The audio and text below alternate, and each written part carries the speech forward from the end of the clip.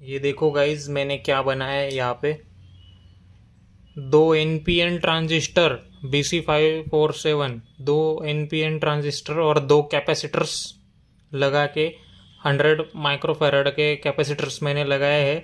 तो कैपेसिटर की जो निगेटिव साइड है वो जैसे कि वैसे ही लगाए हैं मैंने। कैपेसिटर की जो निगेटिव साइड है जो वो बेस में लगी हुई है ट्रांजिस्टर के। और वो जो है जब कैपेसिटर इसमें कैपेसिटर जब फुल्ली चार्ज होता है तो बेस में जो निगेटिव सप्लाई गया है जहाँ पे पॉजिटिव जाना चाहिए था, हम बेस को पॉजिटिव और निगेटिव दोनों दे के रखते हैं इक्वल मात्रा में। तो कलेक्टर से करंट बाहर नहीं आती ट्रांजिस्टर के। अगर बेस में आप पॉजिटिव और निगेटिव दोनों सेम मात्रा में देंगे, 0.01 वोल्ट निगेटिव, 0.01 वोल्ट पॉजिटिव, अगर दोनों बेस में कॉमनली जाएंगे तो गेट बंद रहेगा। मतलब कलेक्टर से निगेटिव करंट जो है वो पास नहीं होगी। और जब कैपेसिटर फुल चार्ज हो जाएगा तो जो निगेटिव की सप्लाई है बेस में वो बढ़ जाएगी पॉजिटिव से। बीच के पैर में जो निगेटिव दिया है हमने उसमें निगेटिव करंट अगर बढ़ गया, कैपेसिटर फुल चार्ज हो गया, तो उसमें से जो है वो करंट को ब्लॉक कर देगा। और जैसे ही वो कैपेसिटर डिस्चार्ज होगा तो निगेटिव सप्लाई बेस में जो जहाँ पे पॉजिटिव जानी चाहिए थी वहाँ पे बराबर पॉजिटिव जाने लगेगी। पॉजिटिव नेगेटिव दोनों दे के रखी है हमने बीच के पैर में ट्रांजिस्टर के। तो अगर जब निगेटिव सप्लाई बढ़ेगी तो वो गेट बंद हो जाएगा और एलईडी बंद होगा। और जब कैपेसिटर डिस्चार्ज होगा तो निगेटिव की सप्लाई जो है बेस में वो कम हो जाएगी और पॉजिटिव की ज़्यादा, उस हिसाब से पॉजिटिव की मात्रा ज़्यादा हो जाएगी। तो करंट पास होने लगेगा तो लाइट चमकेगा। ऐसा अल्टरनेटिव जो है फ्लिप फ्लॉप होते रहेंगे एलईडी। मतलब एलईडी एक बार इधर का एलईडी चलेगा, एक बार उधर का एलईडी चलेगा, ऐसा फ्लिप फ्लॉप। ये जो प्रोसेसर मैंने बनाया है, दो ट्रांजिस्टर दो कैपेसिटर लगा के ये जो प्रोसेसर बनाया है, यहाँ पे मैं दो जगह से 0 1 आउटपुट ले सकता हूँ। मतलब दो जगह से मैं एलईडी को 0 1 आउटपुट जो है मेरे को मिलता रहेगा। चालू बंद 0 1 ऐसा दो जगह से मेरे को आउटपुट मिलता रहेगा। इसलिए मैंने बनाया है ये। अभी आपको दिखाता हूँ। देखो ये होता है कैपेसिटर का इस्तेमाल किसी भी। अभी ये देखो, एक बार ये एलईडी चमकी, दूसरी बार वो एलईडी चमकी। ये कैपेसिटर्स जो है इसके अंदर ये कैपेसिटर चार्ज और डिस्चार्ज हो रहे हैं। जब चार्ज होते हैं तो गेट बंद कर देते हैं। बीच का जो गेट मतलब बीच का जो ट्रांजिस्टर का पैर है, तीन पैर में से जहाँ पे पॉजिटिव मिलना चाहिए, तो हमने वहाँ पे पॉजिटिव निगेटिव दोनों दे के रखे हैं। तो निगेटिव जब ज़्यादा हो जाता है तो पॉजिटिव की मात्रा कम पड़ने लगती है तो गेट बंद हो जाता है। और जब कैपेसिटर डिस्चार्ज होता है तो निगेटिव सप्लाई बेस में नहीं जाती। ऐसा ये गेट चालू बंद हो रहे हैं। दो जगह से मैं 0 1 आउटपुट दे ले रहा हूँ यहाँ पे।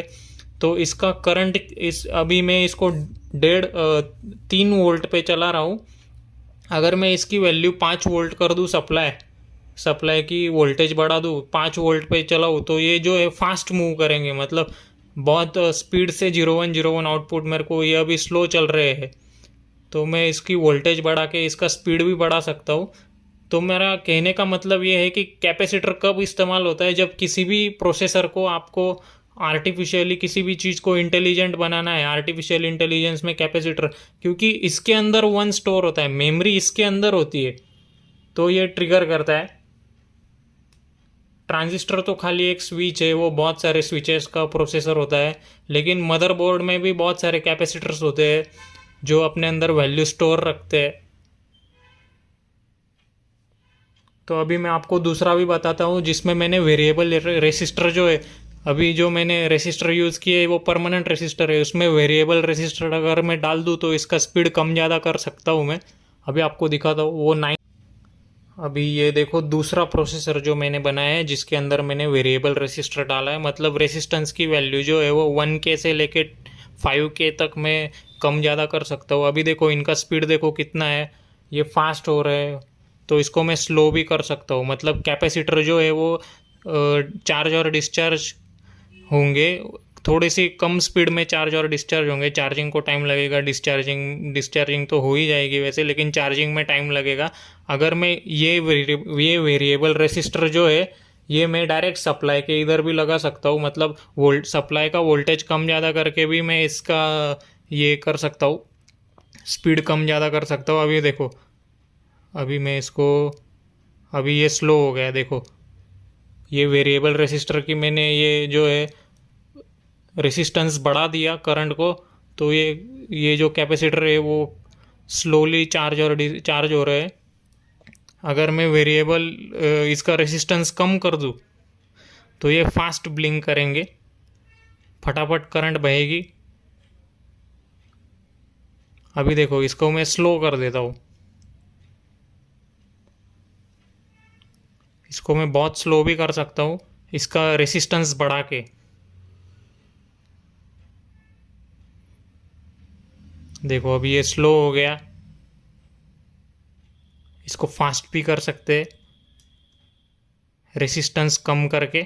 अभी रेसिस्टेंस कम हो जाएगा, अवरोध जो है करंट का अवरोध वो कम हो गया। तो इसको आप डायरेक्ट मेन सप्लाई पे भी लगा सकते हैं जैसे पंखे का होता है, लेकिन ये डीसी सर्किट है।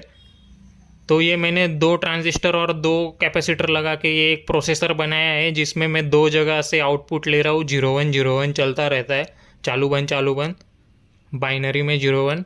तो इसमें अगर मैं इसके आगे सीरीज़ में या पैरेलल में ये एलईडी, ये एक ही एलईडी लगाया है, इसके आगे मैं 6 एलईडी भी लगा सकता हूँ। मतलब 6 एलईडी लगा के मैं उसमें से कोई कैरेक्टर भी बना सकता हूँ। मेरे को हाई लिख के आना चाहिए। तो अगर मैंने सपोज़ 9 एलईडी लगाए, 9 एलईडी लगाने के बाद उनके कनेक्शन निकाले एज के आकार में, तो हाई का एज चमकेगा, वो सारे एलईडी चमकेंगे पहली बार में।